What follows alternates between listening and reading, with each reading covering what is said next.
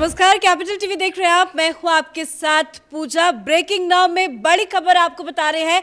Delhi Waqf board को बड़ा झटका लगा है। ये झटका केंद्र सरकार ने दिया है। दरअसल केंद्र सरकार ने वक्फ बोर्ड को एक नोटिस जारी किया है जिसमें 123 संपत्तियां जांच के दायरे में आ गई है। इस बड़ी खबर पे मेरे साथ न्यूज रूम से जुड़े हुए हैं कैपिटल टीवी के editor in chief doctor Manish Kumar. क्या कुछ नोटिस में कहा गया? देखिए, दिल्ली के 123 वक्फ प्रॉपर्टी उसके बाहर चस्पा कर दिया गया है नोटिस कि ज़मीन आपकी नहीं है, यहाँ पे चलेगा बुलडोजर या लगेगा ताला। ये सरकारी संपत्ति है और वक्फ इलीगल तरीके से अपने पास रखे हुए हैं। लेकिन क्या ये इलीगल तरीके से रखे हुए हैं या क्या है पूरी इसकी कहानी, ये मैं आपको आगे बताऊंगा। लेकिन आप ये समझ लीजिए कि कितना प्राइम वो प्रॉपर्टीज़ है जिसके ऊपर वक्फ के लोगों ने कब्जा कर रखा था। कहीं पे मस्जिद है, कहीं पे मदरसा है, कहीं पे दरगाह है, और ये सब कहाँ है? ये इंडिया गेट के आसपास, ये दिल्ली के अंदर लुटियन जोन के अंदर। आप कहीं भी जाएंगे आपको कहीं दरगाह मिल जाएगा, कहीं मस्जिद मिल जाएगी, और ये सब वक्फ के नाम है। अब ये वक्फ के नाम पहुंचा कैसे? अब ये समझिए, इसके ऊपर बड़ा कहानी है। ये सारा का सारा ये बेसिकली यहाँ पे पूजा पाठ करने के लिए ये सरकारी ज़मीन है। इसमें 61 जो है वो लैंड डिपार्टमेंट का है और बाकी के वो डीडीए के पास का वो प्रॉपर्टी है। ये ऑलरेडी उनके पास था, लेकिन पहले तो सेकुलर सरकारें होती थी, 4 मौलाना पहुंच गए टोपी पहन करके, तो वोट बैंक का भी सवाल होता था, तो आपने उन्हें दे दिया कि भाई पूजा पाठ करो, सारा कुछ करो। लेकिन इसके ऊपर कुछ केसेस वगैरह होने लगे, वीएसपी ने सवाल उठाना शुरू कर दिया। अब 2014 में चुनाव हुए, चुनाव के ठीक उसकी घोषणा के 2 दिन पहले, मतलब अब चुनाव में जा रहे हैं तो मुस्लिम वोट को कैसे अपने पास रखा जाए, इसके लिए रातों रात इन हेस्ट, बिल्कुल रातों रात ये सारी ज़मीनें मनमोहन सिंह और सोनिया गांधी ने मुसलमानों की इस वक्फ बोर्ड को ये सारी की सारी प्रॉपर्टीज ट्रांसफ़र कर दी। अब आप समझिए कि उनके ऊपर उसका कोई अधिकार नहीं था। वक्फ होता क्या है? तो वक्फ ये होता है कि अगर कोई शख्स है जो उसके पास प्रॉपर्टी है, वो धर्म के काम के लिए, इस्लाम के काम के लिए, मस्जिद के लिए उसने अपनी ज़मीन लिख दी, तो वो क्या हो जाएगा? वो वक्फ की ज़मीन हो जाएगी और ये हमेशा इसके ऊपर कोई हेर नहीं आ सकता, कोई इसके ऊपर ये नहीं कर सकता। वो पूरे मुस्लिम समुदाय की उस के लिए वो ज़मीन हो जाएगी और उस पर जो है सिर्फ इस्लामिक काम भी हो सकता है।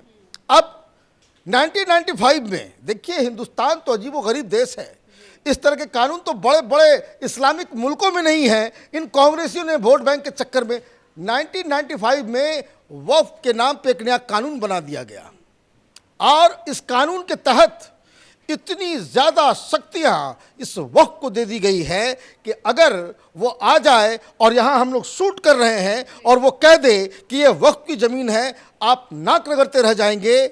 कानून आपके साथ नहीं, सरकार आपके साथ नहीं, कोर्ट आपके साथ नहीं, आप इस ज़मीन को, इस जगह को आप साबित नहीं कर पाएंगे कि ये ज़मीन आपकी है।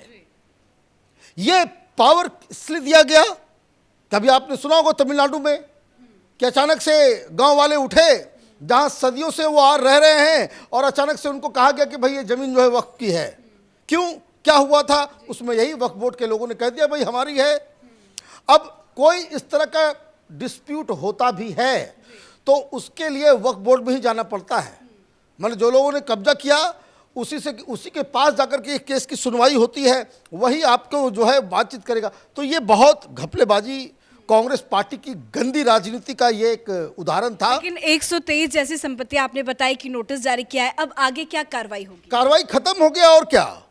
उसके बाद जब सरकार बदल गई, आप ये देखिए कांग्रेस पार्टी की बुद्धि भी तो भ्रष्ट हो गई है।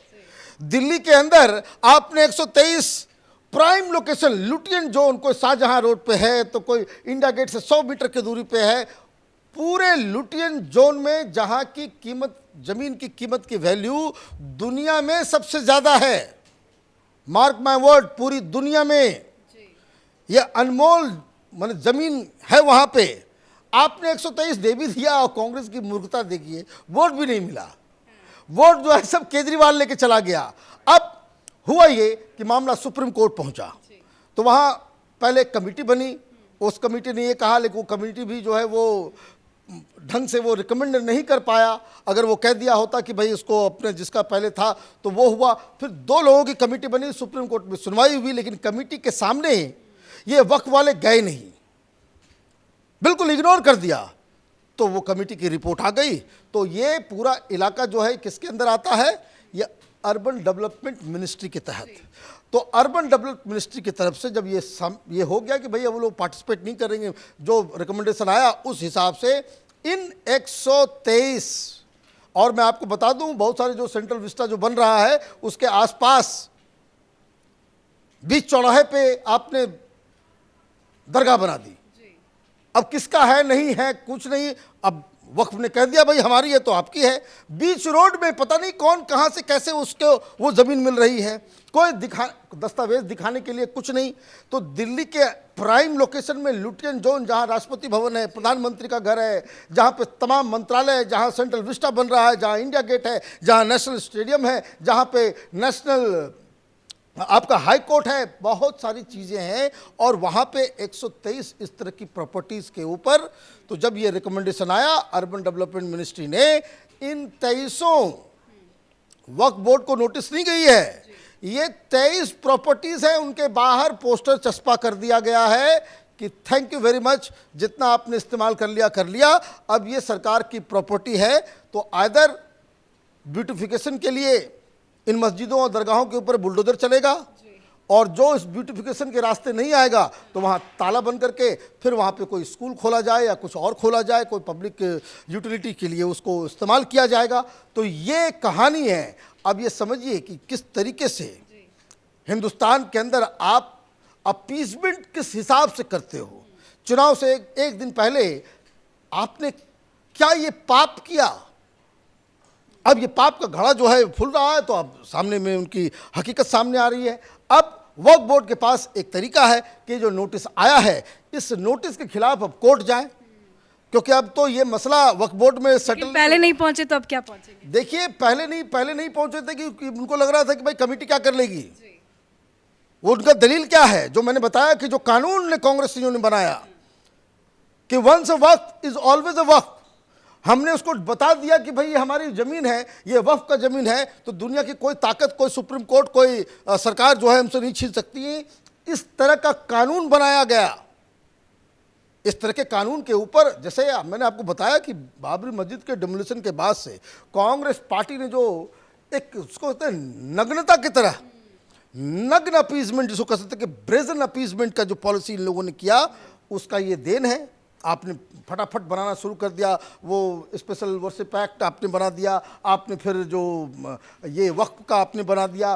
पहले हिंदुस्तान में कोई माइनॉरिटी कमीशन नहीं होती थी, आपने माइनॉरिटी कमीशन बनवा दिया। आपने कोई माइनॉरिटी मिनिस्ट्री इस तरह की नहीं होती थी। और बेसिकली क्या है ये सब आपने मुस्लिम अपीजमेंट के लिए आपने कर दिया। पहले माइनॉरिटी मिनिस्ट्री की जगह वो सोशल डेवलपमेंट मिनिस्ट्री होता था, उसी के तहत माइनॉरिटीज़ भी आते थे। लेकिन आपने क्या कर दिया, वोट बैंक तुष्टिकरण, आपको वोट पाना है। और दिक्कत क्या है, कांग्रेस सारी कहानी कर जाते हैं और मुसलमान फिर भी इनको वोट नहीं करते। इसलिए तो ये देखिए भटक रहे हैं राहुल गांधी कन्याकुमारी से वहाँ तक। तो ये मसला अभी तुरंत ताज़ा आया है, लेकिन इसके ऊपर बवाल होगा।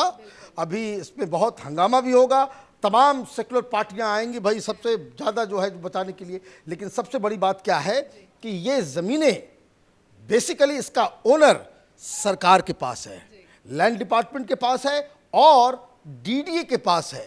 कांग्रेस पार्टी ने चुनाव के मद्देनज़र वोट पाने की लालच में 2014 के चुनाव से ठीक 2 दिन पहले इन्होंने वक्फ बोर्ड को दिया था, अब इसे वापस लिया जा रहा है। धन्यवाद अपडेट के लिए। तो वक्फ बोर्ड के लिए ये बहुत बड़ा झटका है। अर्बन डेवलपमेंट मिनिस्ट्री की तरफ से ये नोटिस जारी किया गया है और ये नोटिस 123 संपत्तियों के लिए जारी किया गया है और बड़ा एक्शन ये वक्फ बोर्ड के खिलाफ लिया गया है। इस बड़ी खबर में मेरे साथ फिलहाल इतना ही। कैमरा पर्सन रवि के साथ मैं पूजा, कैपिटल टीवी।